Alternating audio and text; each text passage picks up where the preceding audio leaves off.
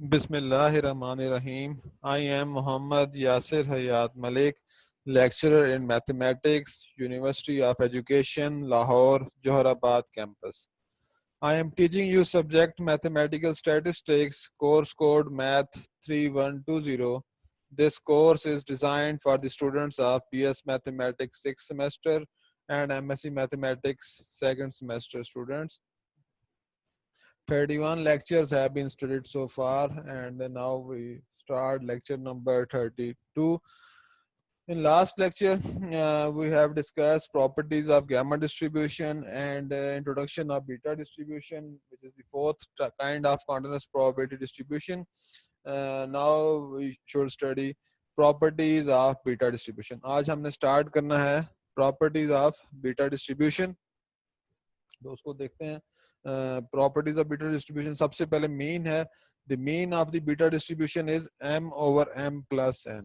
Mean beta distribution का क्या आता है? वो आता है m over m plus n.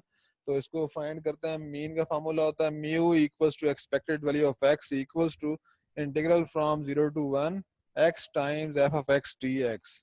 तो इसमें ज़ाहिर है हम फंक्शन पुट करेंगे. जब हमारे पास बीटा फंक्शन का जो फार्मूला होता है वो पुट करेंगे, which is equal to integral from 0 to 1 x times 1 over b of m comma n x raised to power m minus 1 minus x raised to power n minus 1 dx.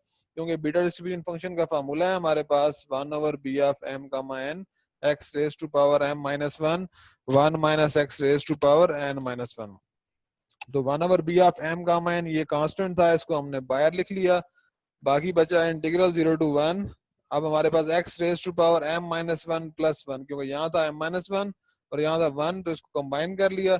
बाकी रह गया 1 minus x raise to power n minus 1 dx, which is equal to 1 over b of m comma n integral 0 to 1 x raise to power m 1 minus x raise to power n minus 1 dx, which is equal to b of m plus 1 comma n divided by b of m comma n. तो ये जो formula हमारे बना ये कि हमारे पास क्या beta function बना b of m plus 1 comma n, क्योंकि a x की पावर में एक कम होना चाहिए, तो b की पावर m plus 1 है, तो यहाँ हमारे पास x की पावर m आ गया. तो ये फार्मूला हमारे पास बना b of m plus 1 beta function of m plus 1 comma n, और ये नीचे हमारे पास beta of m comma n as it is. तो इसको हमने कह दिया equation number 1. So since beta of m comma n equals to gamma of m multiplied by gamma of n divided by gamma of m plus n, ये हमने एक relation पढ़ा था बीटा फंक्शन और gamma फंक्शन का. तो ये relation इस तरह से है. तो from 1 we have mu equals to a value put कर देंगे इस रिलेशन के मुताबिक. तो gamma of m plus 1 times gamma of n divided by gamma of m plus 1 plus n into 1 over gamma of m dot gamma of n divided by gamma of m plus n. So which is equal to gamma of m plus 1 times gamma of n divided by gamma of m plus 1 plus n into ये यहाँ पे हमारे पास बटा में था तो ये ऊपर आ जाएगा. तो ये बन गया gamma of m plus n divided by gamma of m times gamma of n. तो अब हम फार्मूला ओपन करते हैं. gamma of m plus 1 बराबर होता है m times gamma of m into gamma of n divided by m plus n times gamma of m plus n into gamma of m plus n divided by gamma of m times gamma of n. तो mu हमारे पास क्या आ गया? यहाँ से gamma of m से cancel हो गया, gamma of n से कैंसिल हो गया, gamma of m plus n gamma of m plus n से कैंसिल हो गया. तो हमारे पास सिर्फ बचा mu equals to m over m plus n. तो यहाँ से हमें मिला मीन ऑफ बीटा डिस्ट्रीब्यूशन हमें क्या मिल गया? m divided by m plus n. तो नेक्स्ट हमारे पास सेकंड प्रॉपर्टी है the variance of the beta distribution is mn divided by m plus n whole square into m plus n plus 1. तो as we know that variance of x equals to expected value of x square minus expected value of x whole square. इसको हमने equation 1 कह दिया. तो expected value of x square equals to integral from 0 to 1 x square times f of x dx. तो हमारे पास function की यहाँ value put कर देते हैं बीटा फंक्शन की. Integral from 0 to 1 x square into 1 over beta of m gamma n x raise to power m minus 1 minus x raise to power n minus 1. यहाँ पे 1 मिसिंग है, हम यहाँ पे 1 लिख लेंगे, n माइनस 1 है पावर में dx. तो which is equal to 1 over b of m n integral of 0 to 1. अब x की पावर m माइनस 1 था, यहाँ प्लस 2 था, तो ये बन गया x की power m plus 1 into 1 minus x raised to power n minus 1 dx, which is equal to 1 over b of m comma n into b of m plus 2 comma n, क्योंकि हमारे पास ये बीटा फंक्शन m plus 2 का बना, क्योंकि यहाँ एक power में एक कम है, m plus 1 है, तो ये बीटा फंक्शन किसका बना, m plus 2 comma n का। Equation number 2, using relation beta of m comma n equals to gamma of m into gamma of n divided by gamma of m plus n, equation 2 becomes expected value of x square equals to gamma of m plus 2 into gamma of n divided by gamma of m plus 2 plus n into 1 over gamma of m into gamma of n divided by gamma of m plus n। फिर same इसी तरह ये term ऊपर आ जाएगी, divide हो रही है तो यहाँ पे ऊपर आके मल्टीप्लाई हो जाएगी, तो विच इज इक्वल टू, हमने इसको ओपन किया, गैमा ऑफ m प्लस 2 बराबर आया m plus 1 times gamma of m plus 1 into gamma of n into gamma of m plus n divided by gamma of m plus n plus 2 into gamma of m gamma of n, तो which is equal to m plus 1 times gamma of m times gamma of n divided by m plus n plus 1 into m plus n gamma of m plus n divided by gamma of m gamma n। ये जो हम लिख रहे हैं m plus 2 को लिखा m plus 1 times m times gamma of m, तो हमने ये फार्मूला पढ़ा हुआ है कि gamma of n equals to n factorial, तो हम n से लेके जिसका गैमा फंक्शन ले रहे हैं उस टर्म से लेके हम प्रीवियस 1 तक मल्टीप्लाई कर सकते हैं, तो हमारे पास हम जहां तक इसको सिंप्लीफाई करना चाहें इजीली हम कर सकते हैं, मतलब प्रीवियस टर्म से छोटी टर्म से मल्टीप्लाई करते जाते हैं। तो अब हमारे पास ये गैमा ऑफ m भी कैंसिल हो गया, गैमा ऑफ n भी कैंसिल हो गया और gamma of m plus n भी कैंसिल हो गया, तो बाकी सिर्फ बचा m into m plus 1 divided by m plus n into m plus n plus 1। तो from 1 variance of x equals to expected value of x square minus expected value of x का whole square, which is equal to m into m plus 1 divided by m plus n into m plus n plus 1 minus m over m plus n का whole square. तो ये हमारे पास आया है, इसका LCM आया m plus n का whole square into m plus n plus 1, ये एलसीएम आ गया, तो बाकी बचा m plus n into m plus 1 minus m square into m plus n plus 1, which is equal to m plus n into m square plus m minus m cube minus m square n minus m square divided by m plus n square into m plus n plus 1, which is equal to m cube plus m square n plus m n minus m cube minus m square n minus m square divided by m plus n का whole square into m plus n plus 1। अब ये m cube से cancel हो जाएगा, m square n से cancel हो जाएगा और m स्क्वायर से कैंसिल हो जाएगा, तो बाकी क्या बचा सिर्फ और सिर्फ m n। तो वेरिएंस ऑफ x हमारे पास आ गया m n divided by m plus n का whole square into m plus n plus 1। तो मीन भी हमने फाइंड कर लिया और वेरिएंस भी फाइंड कर लिया बीटा डिस्ट्रीब्यूशन का। तो नेक्स्ट हमारे पास लास्ट काइंड है कॉन्टिन्यूअस प्रोबेबिलिटी डिस्ट्रीब्यूशन की, वो है नॉर्मल डिस्ट्रीब्यूशन, जो कि सबसे ज्यादा यूज होती है हमारे मैथमेटिकल स्टैटिस्टिक्स में या स्टैट्स के कोर्सेज में, जहाँ पे हमने डिसीजन मेकिंग करनी होती है। इन्फ्रेंशियल स्टैटिस्टिक्स में हमारे पास ये नॉर्मल डिस्ट्रीब्यूशन बहुत ज्यादा इन्वॉल्व होती है। The normal probability distribution, which is considered the cornerstone of the modern statistical theory, ये यहाँ पे भी जिस तरह बात कर रहे हैं कि ये सबसे important है, the normal probability distribution which is considered the cornerstone of the modern statistical theory, was discovered by Abraham D. Myers as the limiting form of the binomial distribution by n। क्योंकि ये introduction है इसका normal distribution का, कि सबसे पहले इसको discover किया अब्राहम डी मायर ने। उसने कहा कि ये लिमिटिंग फॉर्म है बायनॉमियल डिस्ट्रीब्यूशन का by n, and the number of trials होते हैं to a very large number for a fixed value of p। And जो नंबर ऑफ ट्रेल्स हैं to a very large number for a fixed value of p को fixed value और number of trials हमारे पास n जो बहुत ज्यादा हो, तो हमारे पास ये लिमिटिंग फॉर्म होता है बायनॉमियल डिस्ट्रीब्यूशन का, नॉर्मल डिस्ट्रीब्यूशन भी। तो but his paper remained unnoticed until 1924 when it was found in a library by Carl Pearson। तो इसका जो पेपर था वो अननोटिस रहा, किसी ने इसको पे कोई काम नहीं किया फर्दर। तो 1924 में ये लाइब्रेरी में कार्ल पियर्सन की नजर से गुजरा। तो उसके बाद the name of Laplace is also associated with the derivation of the normal distribution. तो लैपलास ने भी कुछ ना कुछ में मजीद इसको एडवांस लेवल दिया। The normal distribution is also called the Gaussian distribution in honor of the great German mathematician Gauss। Normal distribution को हम गाजियन डिस्ट्रीब्यूशन भी कहते हैं, कि जो जर्मन मैथमेटिशियन गास था उसको ऑनर करने के लिए उसके नाम के तौर पे। तो Gauss derived its equation mathematically as the probability distribution of the errors of measurements. तो Gauss ने इसकी equation mathematically derive की थी जिसमें कहा गया था कि ये probability distribution of the errors of measurements है.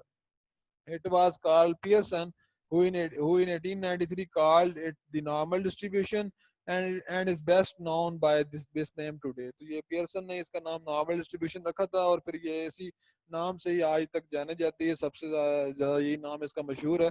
तो अब इसकी डेफिनेशन देख लेते. तो था इसका इंट्रोडक्शन को ब्रीफ इसका इंट्रोडक्शन था जो कुछ ना कुछ मटेरियल इसका मिल रहा था तो वो आपसे के साथ शेयर किया. तो अब हमने देखना है इसमें कि असल ये नॉर्मल डिस्ट्रीब्यूशन है क्या, डिफाइन किस तरीके से हुई हुई है.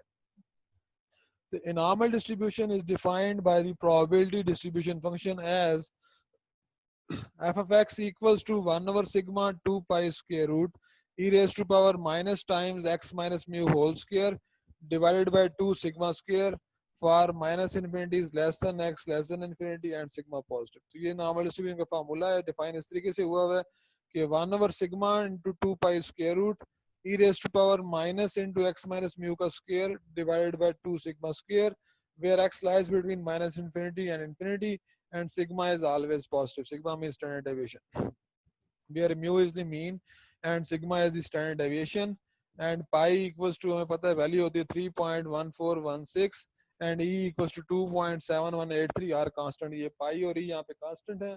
म्यू मीन को कहते हैं और सिग्मा स्टैंडर्ड डेविएशन को कहते हैं. तो ये इसके डेफिनेशन है हमारे पास नॉर्मल डिस्ट्रीब्यूशन की. तो ऑब्वियसली ये normal distribution is characterized by two parameters mu and sigma, क्योंकि मीन और स्टैंडर्ड डेविएशन के ही अराउंड ये मूव करती है. It's mean and standard deviation. और दूसरा इसमें क्या since integral minus infinity f of x dx equals to 1 की प्रॉपर्टीज में हम ये इसको प्रूफ भी करेंगे. The function F of x is a proper probability density function. तो नॉर्मल डिस्ट्रीब्यूशन जो फंक्शन है ये हमारे पास क्या होता है, प्रॉपर प्रोबेबिलिटी डेंसिटी फंक्शन होता है. ये भी इसको हम प्रॉपर्टीज जब स्टार्ट करेंगे नॉर्मल डिस्ट्रीब्यूशन की तो प्रॉपर इसका हम प्रूफ भी अटेम्प्ट करेंगे. The normal distribution having mean mu and variance sigma square is usually denoted by n of mu comma sigma square. तो नॉर्मल डिस्ट्रीब्यूशन जिसका मीन म्यू हो और वेरिएंस सिग्मा स्क्वायर उसको हम रिप्रेजेंट करते हैं n of mu comma sigma square से. Thus x in n mu sigma square means that the random variable x is normally distributed with mean mu and variance sigma square. The graph of the normal distribution which is symmetrical bell shaped curve is called normal curve. जो graph अगर हम बनाना चाहें normal distribution का तो ये हमारे पास एक bell shaped curve होती है जो हॉरिजॉन्टल लाइन से स्टार्ट होती है और अपवर्ड वर्टिकल मूव करती है और फिर वापस हॉरिजॉन्टल लाइन के साथ कनेक्ट करती है, जिस तरह बेल शेप होती है. तो हम ये बेल शेप स्ट्रक्चर होता है इसका, तो इसको हम नॉर्मल कर्व कहते हैं. The location and shape of the normal curve are determined by mu and sigma. तो इसकी जो शेप और लोकेशन वो डिटरमिन म्यू एंड सिग्मा करते हैं. म्यू हमारे पास वर्टिकली मीन की वैल्यू जितनी ज्यादा है उतना आपके पास क्या कहते हैं मीन की वैल्यू से हमारे पास वर्टिकली हम अपवर्ड डाउनवर्ड करते हैं इस बेल शेप्ड कर्व को, नॉर्मल कर्व को.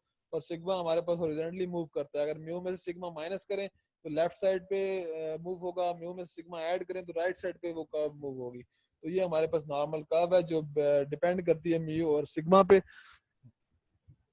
तो उसके बाद standardized normal distribution. The normal probability distribution depends on the parameters mu and sigma square, and the various possible values for these two parameters will result in unlimited number of different normal distributions. The normal probability distribution है depend करती है parameter mu और sigma square पे, और हमारे पास हम ये various possible values for these, अगर हम इनकी different values put करते जाएं mu और sigma square की तो हमें डिफरेंट नॉर्मल डिस्ट्रीब्यूशन मिलती जाएंगी. Will result in unlimited number of different normal distribution. जाहिर है जितनी वैल्यूज आप इसकी चेंज करते जाएंगे म्यू और सिग्मा स्क्वायर की उतनी डिफरेंट आपको नॉर्मल डिस्ट्रीब्यूशन मिलती जाएंगी, उतनी डिफरेंट कर्व्स आपको मिलती जाएंगी. The random variable z equals to x minus mu over sigma as we have seen has zero mean and unit variance.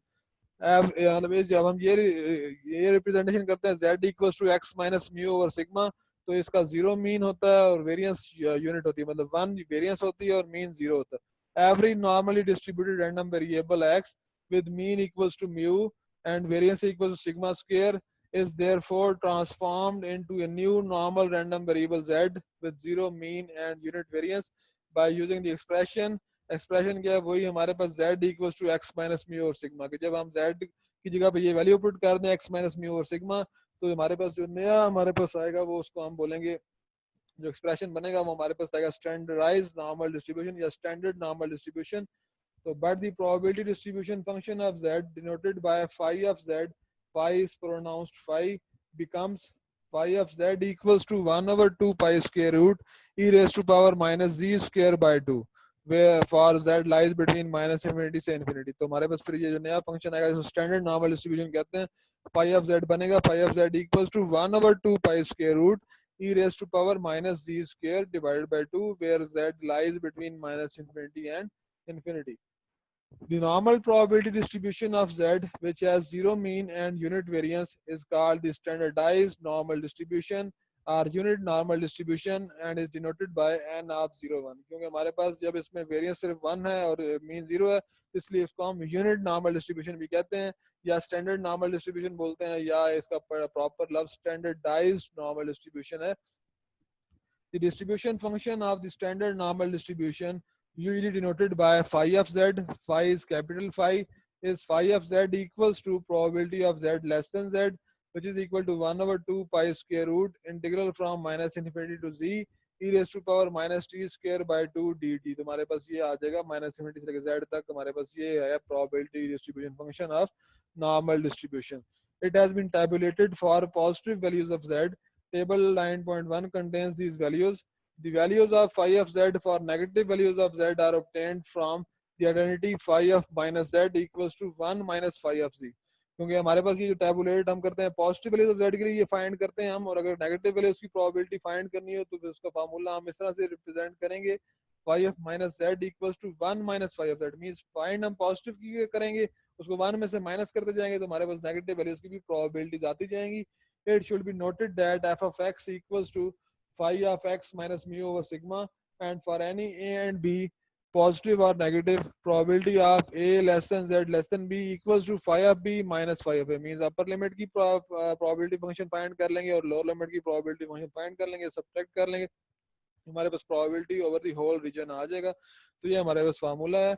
और ये जो हम टेबल की बात कर रहे हैं, तो टेबल ये है कि हम क्वेश्चन जब सॉल्व करते हैं तो इस टेबल को यूज करते हैं, जो यहाँ पे मैंने ये फिगर बना दी है, इसको आप क्लिक करेंगे तो ये आपके पास बड़ा होके भी मतलब इसको आप क्लिक जब इसको आप थोड़ा सा बड़ा करके देखेंगे तो ये आपको क्लियर नजर आ जाएंगी कि 0.00 पे वैल्यू क्या क्या दे रहा है, हमारे पास 0.01 पे वैल्यू क्या दे रहा है। तो आगे जब हम क्वेश्चन सॉल्व करेंगे तो दायरा इस टेबल को यूज करेंगे। तो इस वजह से यहाँ पे मैंने इसकी फिगर दे दी है कि कहता है फिगर में इसको ऐड कर दी है कि हमारे पास किस वैल्यू पे नॉर्मल डिस्ट्रीब्यूशन का आंसर क्या आएगा।